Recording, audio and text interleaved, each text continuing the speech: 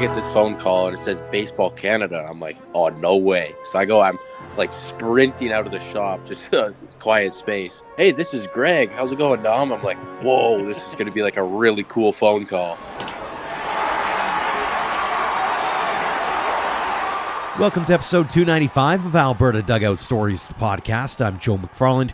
First off, a word of thanks to all who've reached out to Ian and I in the last few days to thank us for our coverage of the Western Canadian Baseball League season and playoffs, as well as for all levels of baseball in this province. It's truly an honor for us to shed a light on the game here and the great work being done both on and off the field. We appreciate the opportunity and love we get from the community in Alberta, and even if the season is starting to slow down a little bit, we are still dedicated to telling more great stories heading into the fall and winter. So again, on behalf of Ian and myself, thank you. With that all being said, let's get into the news headlines. And with the aforementioned WCBL season wrapped up, we are putting the finishing touches on a few stories of the season. We've posted a few recently, including a look at the top 5 storylines to come out of the playoffs, an inside look at Connor Croson's walk-off home run for the Okotoks Dogs at albertadugoutstories.com, and a look at the Moose Jaw Miller Express run on saskatchewandugoutstories.com. We have a few more to come, including a look at the Sylvan Lake Gulls' record-breaking season, an update on the Regina Red Sox stadium situation, and what expansion for the league might look like. So stay tuned for those, as well as what will likely be announcements about the league award winners and all-stars in the next few weeks. Speaking of awards and all-stars, congratulations to a trio of Edmonton Riverhawks named to the West Coast League's all-WCL teams. First baseman Jacob Paternak and pitchers Vicarte Domingo and Halen Noel were selected to the first team, while closer Tyler Jans was named to the second team. 5 Hawks were also named honorable mentions, including Michael Soper, Russell Young, Bryce McFeely, Sam Kane, and Tate Deering. A special shout-out as well to Dogs grad Max Hartman of the Wenatchee Apple Sox, as he was named to the second team. The full roster has been unveiled for the upcoming Canadian Future Showcase, with a total of 19 players being listed from Alberta, as well as several others who were born elsewhere but train in one of our academies here. We've had a few on the show recently, including Zach Foden and Easton Katura. We'll have a few more coming up on the show in the next few weeks, including this week's guest, Dom Morgan. Congratulations to Team Alberta on winning gold at the 14U Girls Western Regional Championships in Spruce Grove. After an opening day loss, the team rallied to win 4 straight to claim their 3rd consecutive title. We'll hear from head coach Geoff Hall in a few minutes. Congrats as well to the Red Deer Carstar Braves on taking home the 18U Championship in St. John's, Newfoundland. They went 6-0 during the tournament, capped off with a 12-2 win over BC. We'll be looking to have one of their players on the show next week. A big shout out to Team Alberta at the Women's National Championship in Quebec as they finished 6th in the tournament. They had some tough matchups in the round robin with Ontario, BC, and Quebec before beating Nova Scotia. Then they lost the 5-6 game to Ontario. Several national championships are still up for grabs heading into the weekend, including the 13U National Championships in Woodstock, Ontario, the Ray Carter 15U Cup in Quebec, the 16U Girls Championships in Saskatoon, and the Men's National Championship in Tecumseh, Ontario. We will definitely keep you posted on how Alberta's teams do on social, as well as here on the show next week. Nominations and applications are now open for the Baseball Alberta Awards and Scholarships. As always, a number of categories are up for grabs, with the deadline being September 15th. The Rawlings Cup is underway in Sherwood Park. Teams from across the province are competing in the 14U and 16U divisions. The tournament is also a showcase for the coaches to pick their teams for the upcoming Western Canada Prospect Series. Teams from BC, Alberta, Saskatchewan, and Manitoba will all be battling it out during that tournament during the August Long weekend in St. Albert. Speaking of August Long, another big event is happening at Sakers Acres in Sherwood Park. The world's longest baseball game is set to see the teams play for more than 100 straight hours to raise money for the Cure Cancer Foundation. Go to worldslongestgame.ca for all the details. On to this week's guests now, and we will start at the Little League World Series, where a champion will be crowned this weekend. Canada finished the tournament 1-2, beating Puerto Rico 12-5 and losing 8-0 to both Mexico and Asia Pacific. That Canadian team was from Wally, BC. Now, they knocked off Team Alberta, who was represented by the Medicine Hat Mavericks. They had a fantastic run, going 6-0 in the round robin before making it all the way to the final against Wally, where they lost 10-1. It was a tough way to end the tournament, but the team can still hold its head high as they represented the province with pride. I had the chance to catch up with coaches Steve Russell and Aaron Lybbert earlier this week. Gents, first off, thanks so much for joining us. I want to get right into it, though. Let's start off early in the season, though. When you got this team together, did you know that you had a championship caliber team? We'll start with you, Steve. I would say, yeah, you know what? And it wasn't, I wouldn't say from myself. It was actually in a parent meeting that we had within the group early on. One of our assistant coaches, Blake Zember, kind of made a comment to the parents like, listen, if there's a team, this is the team that has a chance, and be forewarned, like be ready for the financial, the other burdens associated with potentially making that trip, but like be forewarned, like this could potentially be that team. And even thinking back, I kind of, my back went up even when he said, I was like, oh, I just don't even like, you know what I mean? Like that foreshadowing of like what could be. I just, in my mind, you know, as a coach, I'm just like, God, just playing the moment, be in the moment. But lo and behold, yeah, it definitely was that kind of team for sure. Aaron, you mentioned off air that last year you had the same group of kids, or essentially the same group of kids, and you're kind of aiming for that 500 mark. So when you're heading into this season, did you have kind of a high water mark where you're like, okay, if we were close to 500 last year, we got to be, you know, at this point of the season to be making a good run at things? Yeah, I think so. We started the season off and we entered into an older 13U tournament in Saskatchewan just to see sort of a bit of a litmus test or a barometer to see where we were at.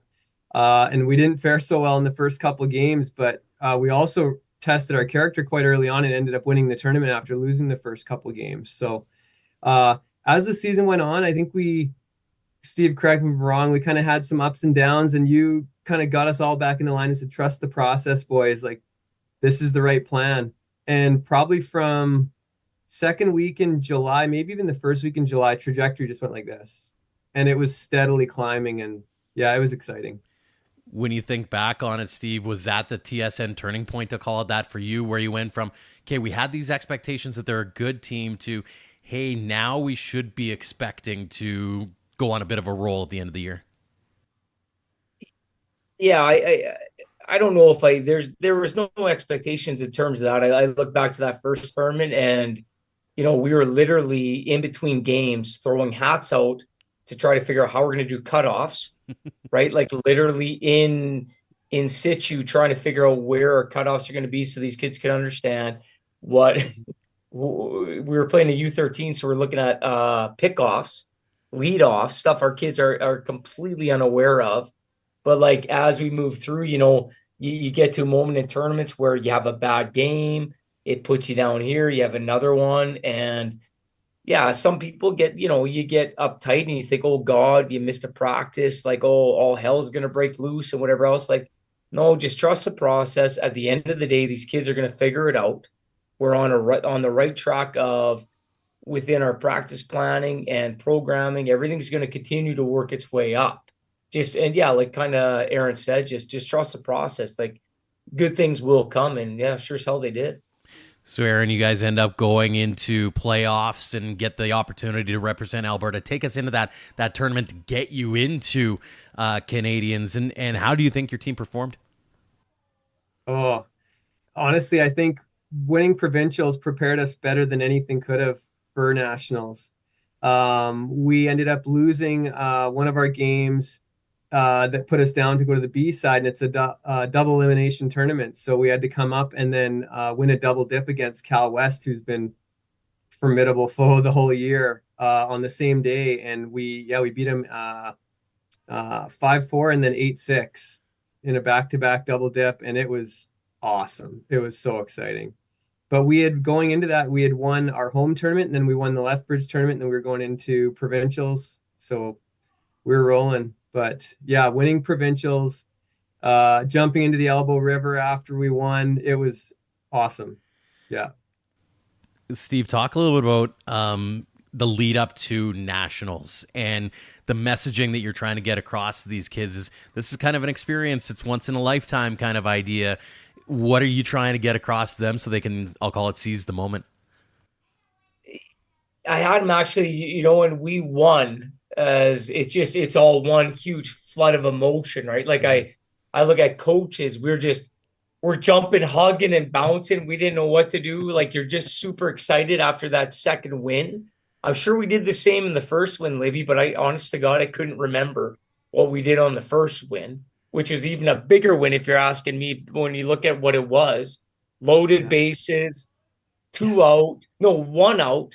We're bringing a new pitcher, a guy that has, he can hit it or not, and just did an unbelievable job in Madden Ellis.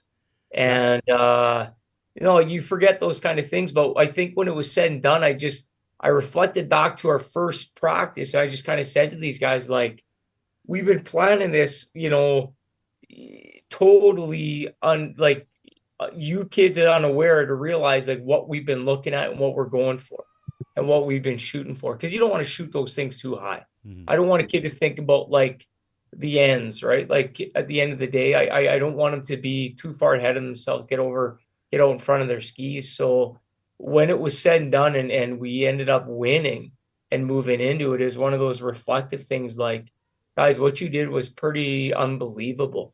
Now, I don't know how many teams come back from 2 wins straight in the finals, in provincial finals. I don't know the stats on that or what it is, but to do it the way they did and how they did it was just awe-inspiring. It's super cool. Not only, and I was gonna say, not only that, but then you go on a run and you go to nationals and you're just mopping the floor with everybody. Aaron, did that kind of take you by surprise a little bit, or was it a blessing and a curse at the same time? Walk us through your mindset as games are rolling on and you're racking up the W's. Oh, we had talked about it at our coaches meeting. We looked at the schedule and we realized, okay, we got to prepare to win the Prairie's game, the host game, and the Atlantic game. If we can win those 3 games, we're probably going to be a top 4 team and make the semifinal. Coach Russ is awesome at his pregame speeches, kind of getting everything ready. And he even said, have we ever played in a tournament where we haven't lost a game and won the tournament? We hadn't. So we're prepared to probably not beat Wally and win the games we were hoping to. But after we beat Wally 2-0, we literally had a coaches meeting that night and we said, we got to reevaluate our goals here, boys. And from there on, 6 games, we gave up 3 defensive runs, and all 3 of those runs were 7 games. And all 3 of those runs were in 1 game against Quebec, and we shut out the 6 other games. It was wild. It was catching fire. Yeah. How impressed were you, Steve, with your team's performance through the round robin and heading into that final? Yeah, unbelievably impressed. Just one of those things where you're like, as 12-year-olds, you just know there's going to be a time and a place where an error, this is going to happen, that's going to happen. You pray to God, you get the right balance, you get the right situation and whatever else it is. But regardless of what it is, like leading into that and everything else, I'm not going to say I was on cloud 9 by any means. I think I was on a fight or flight mode, Joe. Mm-hmm. Like, I think the entire time, like ask Libby, he's my roommate. Like, I don't think I slept barely more than like 3-4 hours a night. It was crazy because like you're just always going like, this is surreal, because they're 12-year-old. They're going to make some mistakes. They're going to do whatever they did. But our defense, and it wasn't one of those things where you're like, wow, they played totally outside themselves. No, they just, like Aaron said, they just continued to improve and they did what they needed to do. And like every day we hit fungos the same we would do leading up to our games. A huge volume of those, and you keep, even in those moments, hoping you're going to learn. We're still here to teach you. This isn't just reps. Mm-hmm. Like, I want you to get better with these reps, practicing before the big game type stuff. So I wouldn't say that as super surprised, but was I happy with the outcome? Absolutely. Like, that's unbelievable, right? To be 7-0 through round robin and be able to go into first place. That was huge going into that semifinal. Absolutely. Fast forward a little bit, you go to the final, and obviously it doesn't end the way you're hoping for. You run into a wood chipper of a pitcher. How tough was that BC team looking back on it? Well, I'll be honest with you. Like, we got good stats on that team. I'm not I'm a big stats guy. Mm-hmm. And at the end of the day, within sports, like you look at baseball, especially, are you kidding me? Like, I've never seen a bigger statted sport in my life, in any realm of sport. But within this team, we knew these guys as we've played them, as I've seen them play every other team. And, it was just unfortunate, not unfortunate. I just got to tip my cap to those kids on that team that were the number 6, 7, 8, 9 guys or whatever they were that were able to hit a one hopper over the fence. Do you know what I mean? That were able to take advantage of the pitch and just, step up to that. That's all I can remember at that time. We took care of the big guys, no problem. Yeah. And it was just a couple of minor mistakes, errors that are going to happen. That's inevitable. Like at the little league level, big league level, doesn't matter. Errors are going to happen. But when they do those kind of things, the little league comes out in them, and then things get a little crazy, a little squirrely. Balls start flying everywhere, and you're like, you sit back on the in the dugout for me anyways, on the bucket. I'm like, head just goes down for a second. Like, like that's it. Just, I'm not going to use the verbiage I used at that moment in my head, maybe potentially out loud, but yeah, just unfortunate. Mm-hmm. When you look back on it, Aaron, what was maybe the biggest lesson learned through that entire experience, especially at Nationals? Boy, lessons learned. I think probably some of going back again to the positives with the defense. If you watch any of those games on that home team live stream, the announcer just kept saying how well we played defensively. And like Russ said, we didn't do anything crazy. We just, at Little League, making the outs that you're supposed to make isn't always as easy as it sounds. Mm-hmm. And our team did that. But I think to think about what lessons we learned, I think going into that final, we finally made a couple of the mistakes we hadn't made in the previous 7 games. And if there's anything that we could possibly change is maybe that we over-prepared for the top of the lineup and forgot about the bottom of the lineup. Because some of those higher end hitters, hey Russ, were outstanding. And then if you look at it, I think it was their 8-hole that hit the 2 doubles off of Beckett in those first few innings. Same guy, 1 oppo and then 1 pull. Steve, when you think back on it, now you get a chance to kind of look forward. We talked about it a little bit off air as well as what's next in the game plan. But how excited are you about next year, whether it's being with this group or being with a different group and being able to take some of the lessons you guys learned from this season and impart it on, the next group of kids that are going to be looking to go to Williamsport? Well, this group, again, like going to Williamsport, that's all in the past. I think, like when I think of this group that we have now and what we look at fall ball moving on, but the thing that I think and I take away from it is kind of the same thing I talk to these kids about, where every chance you have an opportunity to get better, do it. Like, you know what I mean? Like you take a look at the little mistakes, the little errors that are made. Those are things that you had a chance. I guarantee you, when you even threw and catch, when you did the little things within a practice, you had opportunities to do those and do those really well. Now, whether you're conscientious of it, doing it in practice or not, but it'll always bear its head, right? It'll always rear its head, ugly or good or bad, whether you prepare yourself for those moments or not. And those moments, you only get a few of them. And like these kids, they got that one moment in that final to really let it all out, and you have to be your best. You really do. Like if you're going to win those big games at any moment in your life, you have to be your best. You can't rely on another team to be at their worst or to make mistakes, because they won't. That's what it is. So I look back that way, and I think, like, if I'm going to go forward with any of these kids, like, you better practice. And I'm a huge stickler for this kind of stuff. Like, practice as you're going to play, and make sure you stay in that moment and you work your way through every chance you possibly get and be the best you can be, right?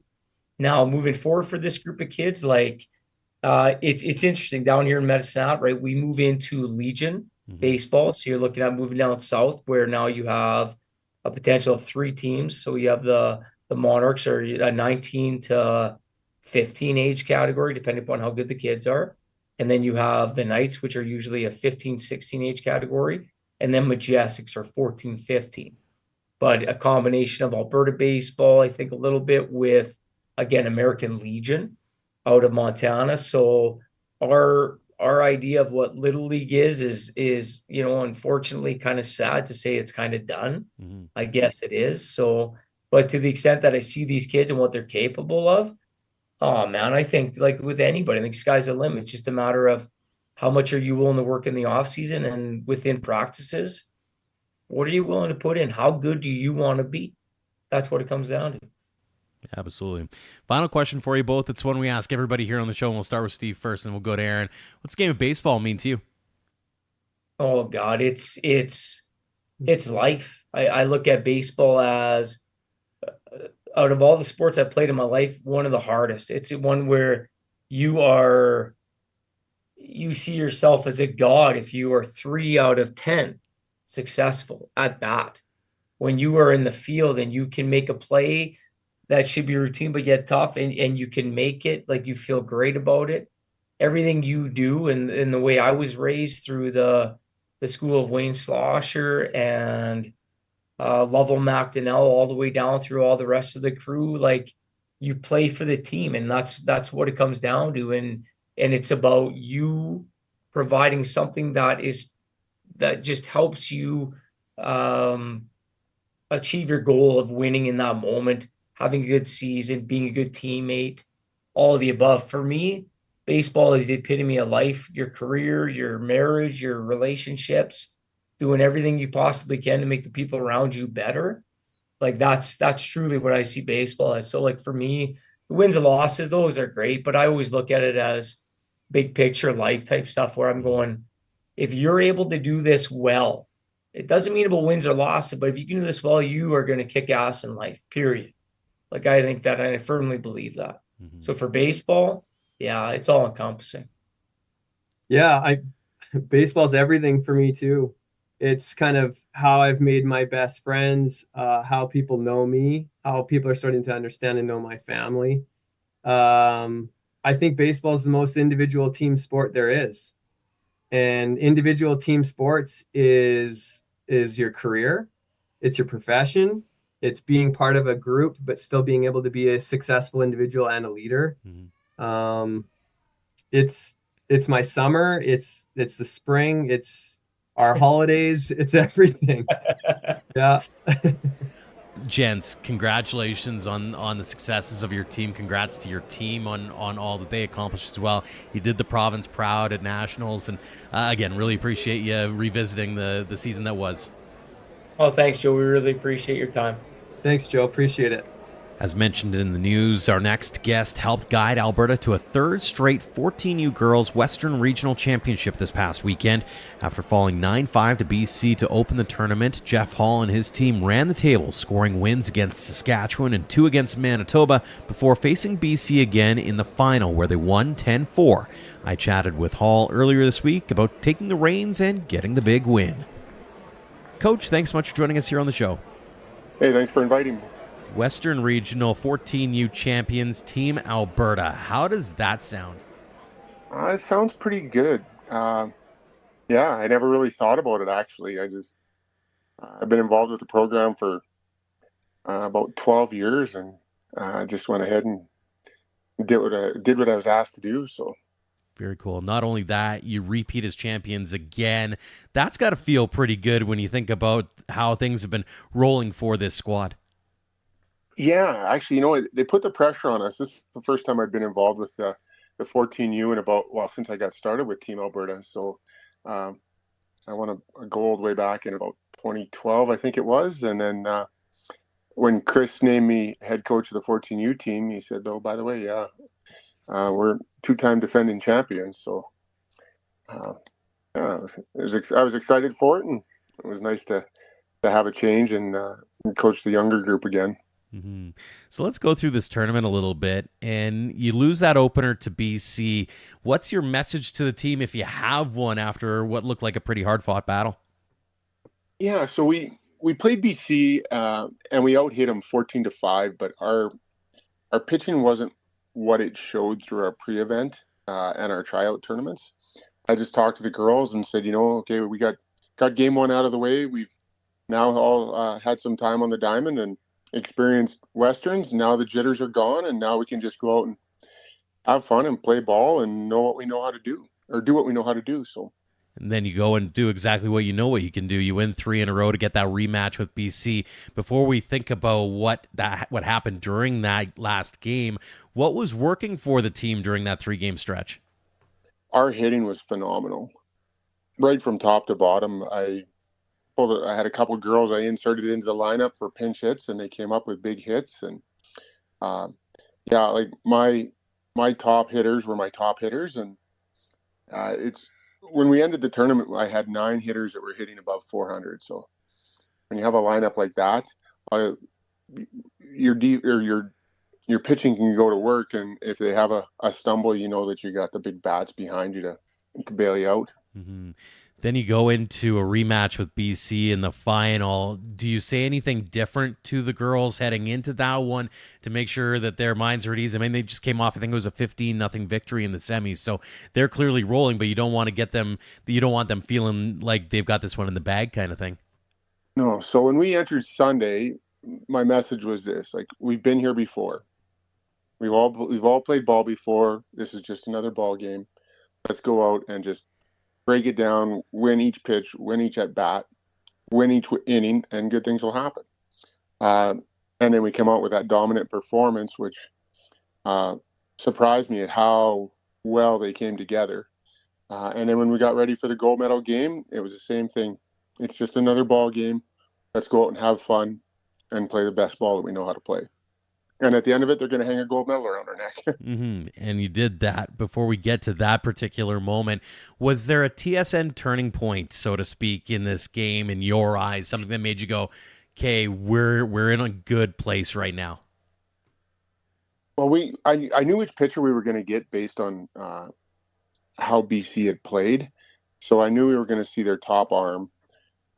And she had really good velocity, and our girls actually performed better when they faced better velocity. And we got through that first inning, and that pitcher, their starting pitcher, I think she threw like 35 pitches in the first inning. So it was a tough go for her. And when we came out and guns blazing right off the bat, I knew we were in a good spot.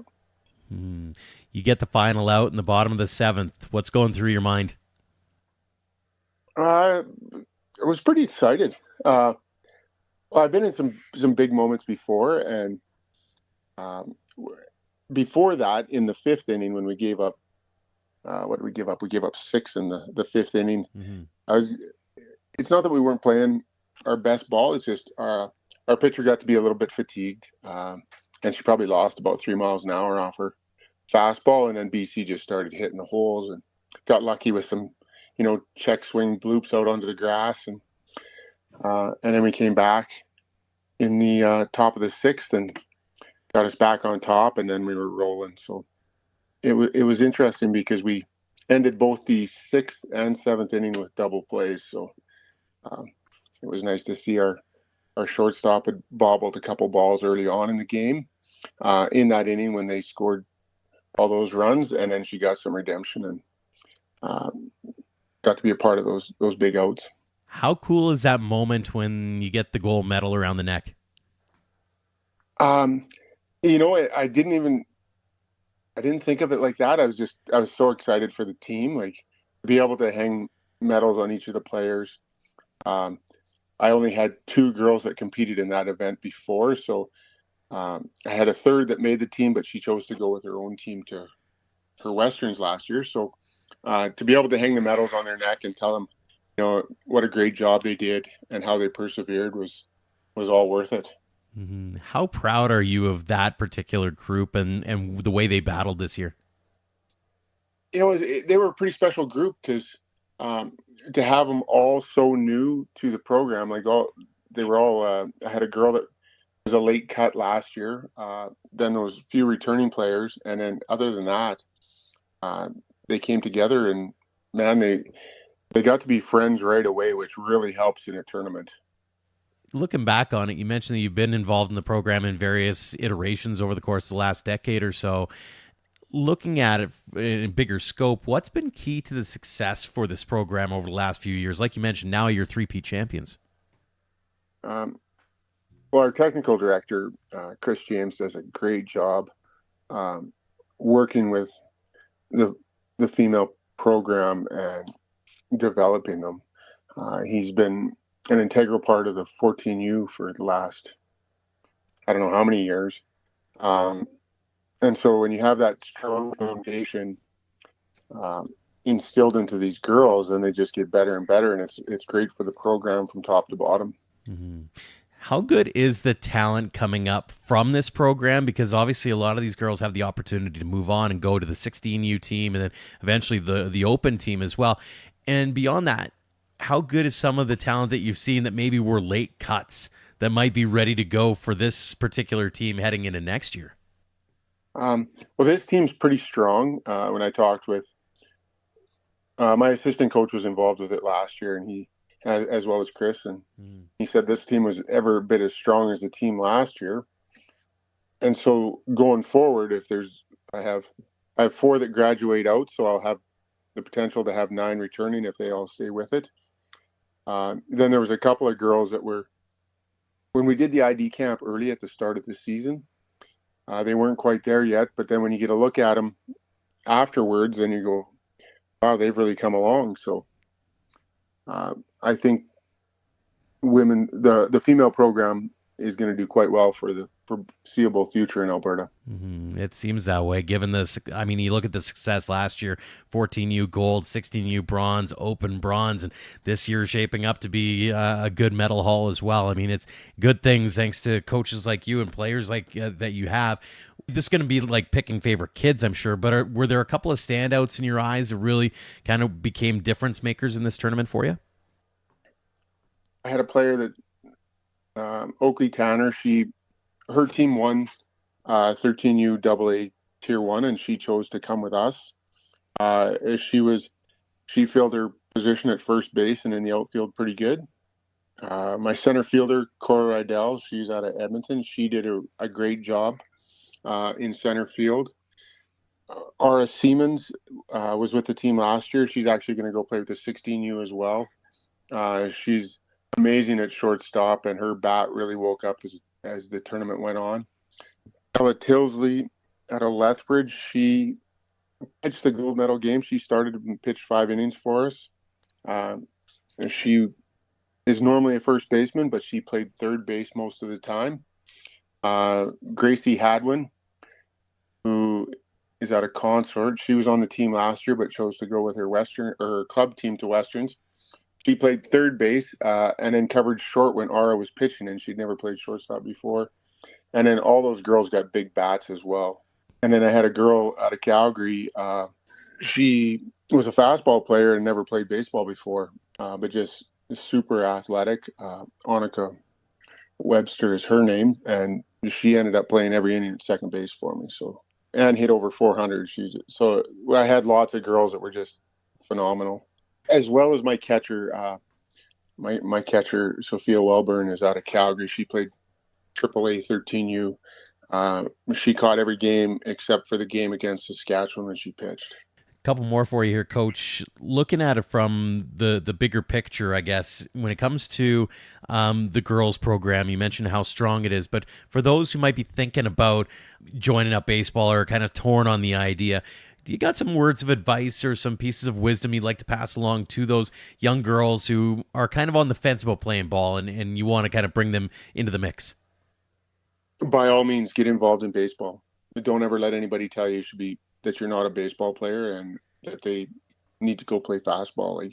I have 2 girls that went through the program as well, played with boys all the way through, and their highlight of their years were the Team Alberta events. My oldest one's 25, and one of her good friends today is one that she met when she was 12 years old at Team Alberta events. So get into it, get involved, and don't let anybody tell you can't do it. That's a great piece of advice, especially as a dad. You've seen it firsthand. So, and as a dad myself, having a 2-year-old girl, I know full well where I'm sending my kids before too long. So, fantastic stuff, Coach. One more before we let you go. It's one we ask everybody here on the show. What does the game of baseball mean to you? Oh, it's everything. I have a huge passion for the game. It's allowed me to meet some pretty influential people in my life. It's an escape for me as well. I'm relaxed, but I'm super engaged into. It's just, it's like my church. I guess that's the best way to put it. That's a fantastic way of putting it, Coach. Well, again, congratulations on the big victory at the Westerns. Congrats on all the success to this point with the program. Continued success next year and beyond. And again, thanks so much for joining us here on the show. All right, thanks a bunch. And finally, we continue our previews heading into next month's Canadian Future Showcase with Dom Morgan. The St. Albert product has been a rock-solid piece of many teams in the area over the years, most recently with AHP Academy. When Nathan Flewelling was drafted by the Tampa Bay Rays in this summer's MLB draft, Baseball Canada had an opening on its junior national team for a catcher, and head coach Greg Hamilton made the call to Morgan, who says it was a shock but a fantastic experience. Dom, thanks so much for joining us here on the show. Yeah, no problem. It's been quite the year for you, and it's not quite done yet. Let's start with the junior national team experience first. You were a bit of a later invitee, I'd say. Take us back to that first phone call, and how did it all go down? So I was talking to my coach the day prior, and he's just like, expect a phone call during the day. I'm like, okay. So I'm at work, and I get this phone call, and it says Baseball Canada. I'm like, oh, no way. So I'm like sprinting out of the shop, just quiet space. Hey, this is Greg. How's it going, Dom? I'm like, whoa, this is going to be like a really cool phone call. And then just kind of, invited me out. And I was like, not to say I was like blanking on the phone call, but I was like, I'm on J&T. This is like the coolest thing ever, as he's like spitting all this information. I'm like, yeah, I got it. I'm just so excited. Did you know that you were on their radar at all, or walk us through sort of the work that went into it before even getting that phone call? I honestly, I didn't even know I was on their radar at all. So it was like, when I saw him like calling, I freaked out. I was like, how is this happening? And I just I don't know, I knew, I always worked hard just for any opportunity to get, and I never actually thought that it would come, but I would working hard anyways. And then it just kind of in the past few weeks, a bunch of cool opportunities, and it's cool feeling to see it paying off a little bit. I bet. So what was that experience like when you get down there and you're suiting up with all the guys for the first time and you see those Team Canada colors and you get to wear them for the first time? Oh, definitely. The first time I put on the jersey and you just see Canada across your chest, it's a surreal feeling. And it's just so cool, and you get all the Canada gear, and I mean the main thing for me, the coolest thing was the bat, because I always just having a bat in my hands. It just says Team Canada, and I'm like, that's pretty cool. It's pretty cool, and everybody's so nice on the team. Everyone just becomes boys immediately. As a catcher, did you get some extra swag in that way as well? Yeah, I got some all red catcher's gear, which I got to keep, which is pretty cool, and a catcher's bag, so I got an extra bag compared to everyone else. Oh, fantastic! So you end up starting in 2 games for Canada. You went 1 for 4, an RBI, a walk, a hit by pitch, and a stolen base. When you look back on it, how happy were you with your performance? I was pretty happy. I mean, I was trying really not to let it get to me. I mean, being in Panama and everything, and just it's pretty easy to kind of let the moment overtake you a little bit, but I think I did a good job staying calm. I just kind of had some fun hanging out and just playing some fun baseball, just representing Canada. Was there a bit of a learning curve, especially given that you're now, as like I said, as a catcher, you're having to learn all the nuances of the different pitchers and trying to get used to their every day, or do you find that part kind of the fun part? I definitely find it fun, down in Cary that first week of just catching all the guys, learning all their stuff. I'm like, oh, okay, this is gross. This is nasty. Everyone's just got gross pitches, and just, learning them all. And then just seeing how guys like to pitch. It's cool, different to knowing different ways. Cause I mean, with my team, you learn pretty quick on how guys like to pitch. And then it gets same old. And then you just get new guys, and they're okay, they like to just pound the zone with their fastball, just beat guys. I'm like, okay. It's pretty cool. Looking back on it, this might be picking favorite kids or something like that, but do you have one particular pitcher looking back on it where you're like, man, that dude all in all is just straight up nasty? Well, I mean, I was hanging out with I became pretty good boys with Sean Duncan down there. So then when I caught him in Cary, I was like, this is pretty cool. I mean, he's a disgusting pitcher, and he's a youngster. So I definitely really enjoyed catching him. Very cool. Did you learn anything about yourself playing for the junior national team in terms of your own abilities? Yeah, definitely like that we can carry. I mean, there was just like a bunch of scouts, and I kind of like I used to get a little nervous, and then on Team C, I was kind of just like I just embraced it. I was like, I deserve to be here. I got the call. I'm just gonna go out and play. And that was kind of like a flip for me that I haven't really like had before, where I was just like, this is the moment that I get to play in, not like this moment's gonna like overtake me. Like I have to do good in this moment. I just get to be in the moment, you know? Mm-hmm.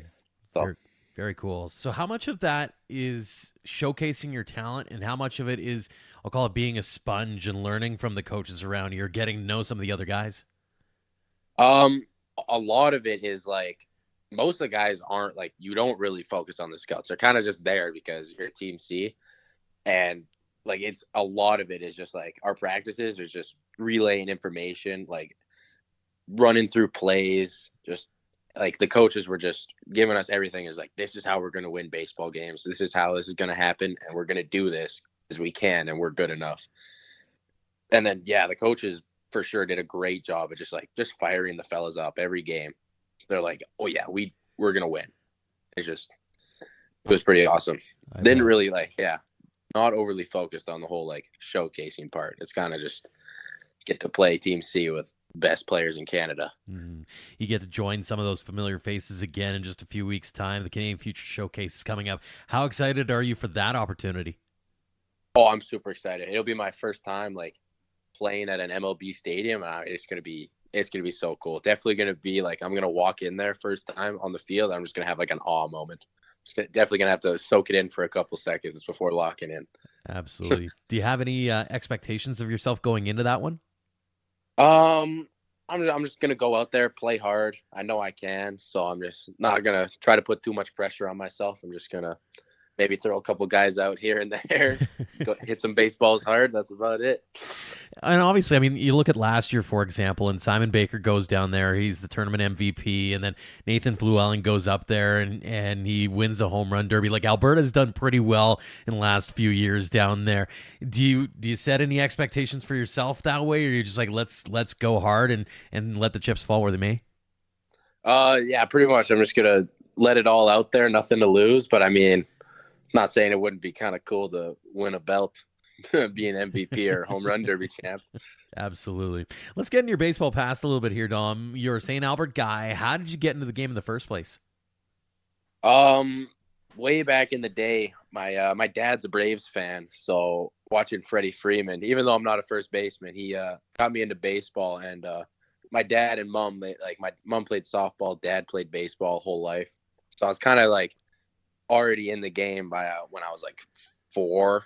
Like I was already swinging a bat and stuff, and then just played my whole life, just every level, and it just kept getting better and better. And like a lot of the guys that I'm with on my academy team played with me the whole way too, so got a pretty good connection there.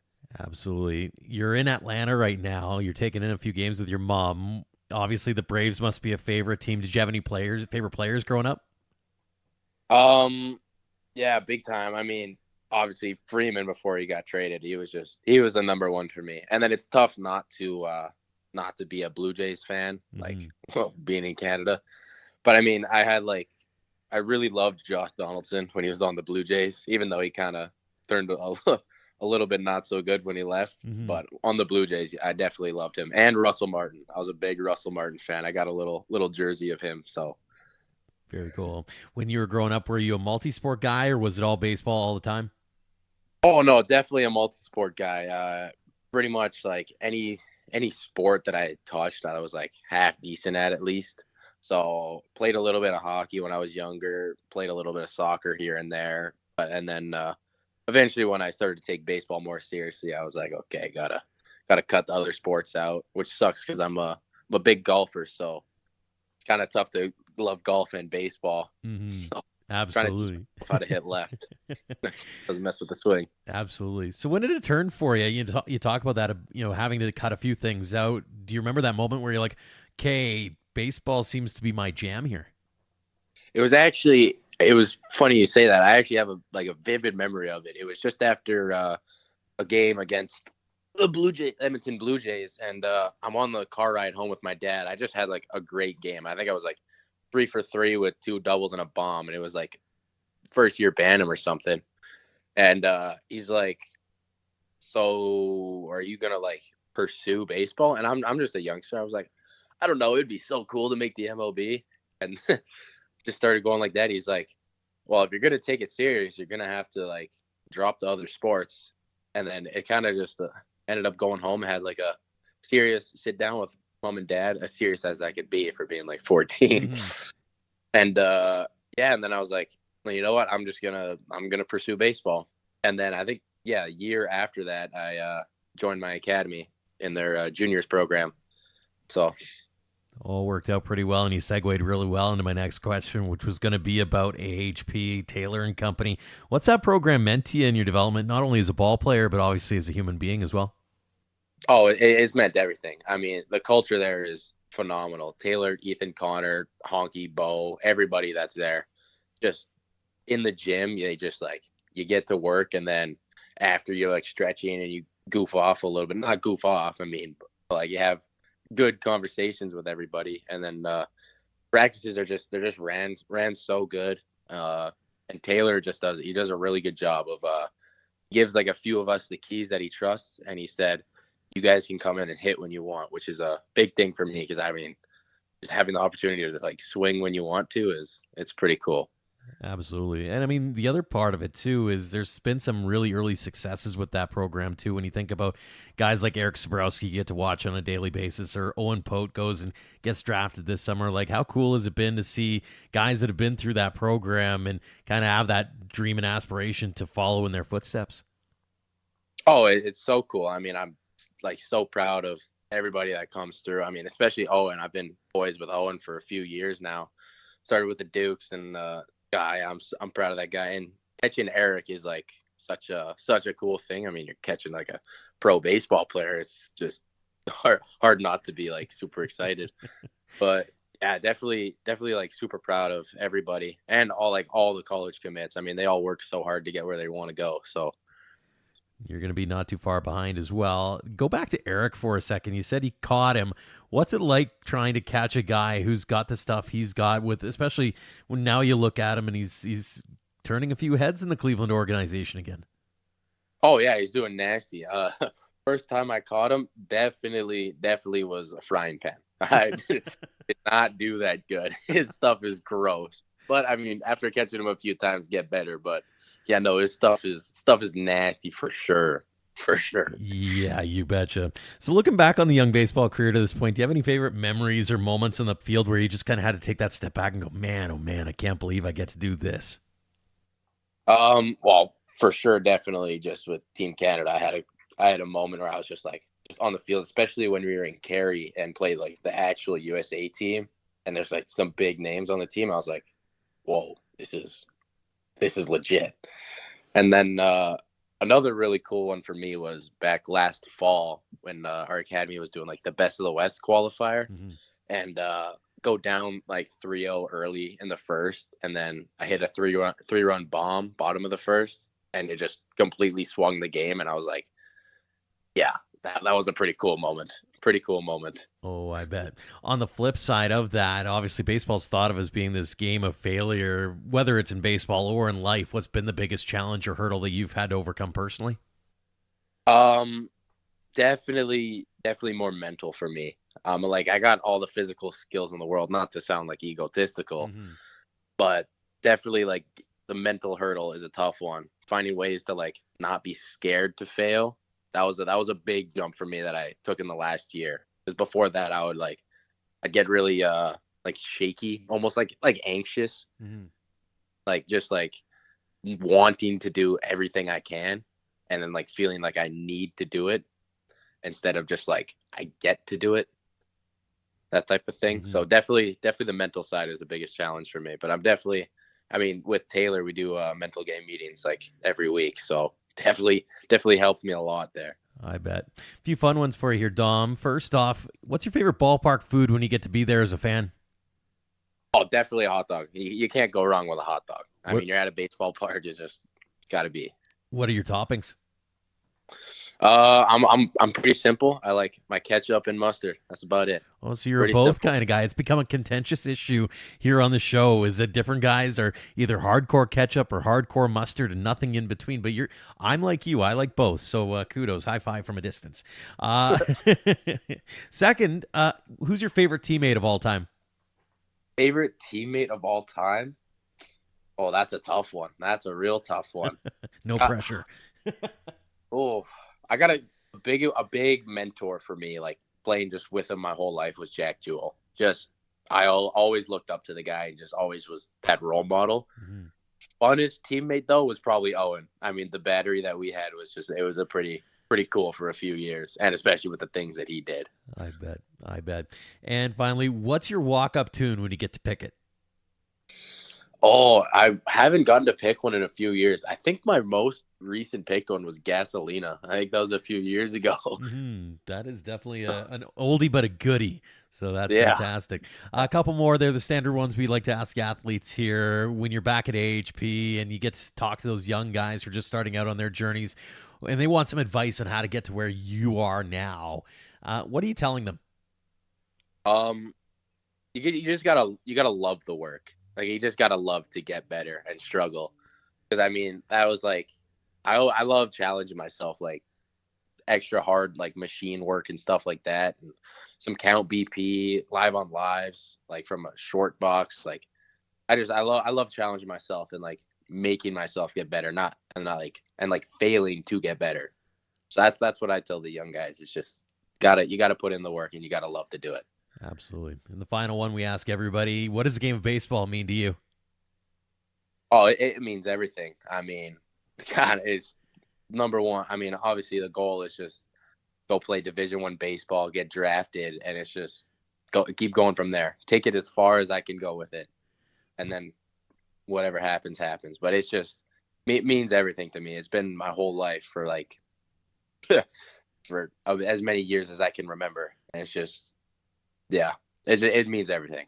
Well, it's been a great opportunity to get to know a little bit more about your story, Dom. Really appreciate the time. Congrats on all the success to this point. Continued success as the Canadian Future Showcase come upon us and beyond. And again, thanks so much for joining us here on the show. Yeah, no problem. Thanks for having me.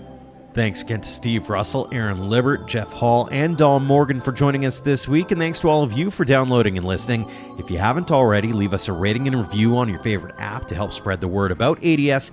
And make sure to hit subscribe, as we will get back to our regular Thursday release dates next week. A tip of the cap, as always, to our Platinum supporters, the Okotoks Dogs, Under the Lights Sports and Entertainment, and the Western Canadian Baseball League for their continued support and generosity, which helps us cover costs like web hosting fees and travel. If you'd like to join our roster of sponsors, head to albertadugoutstories.com/supporters. Until next time, thank you for all of your support online, on social, and on air of Alberta Dugout Stories.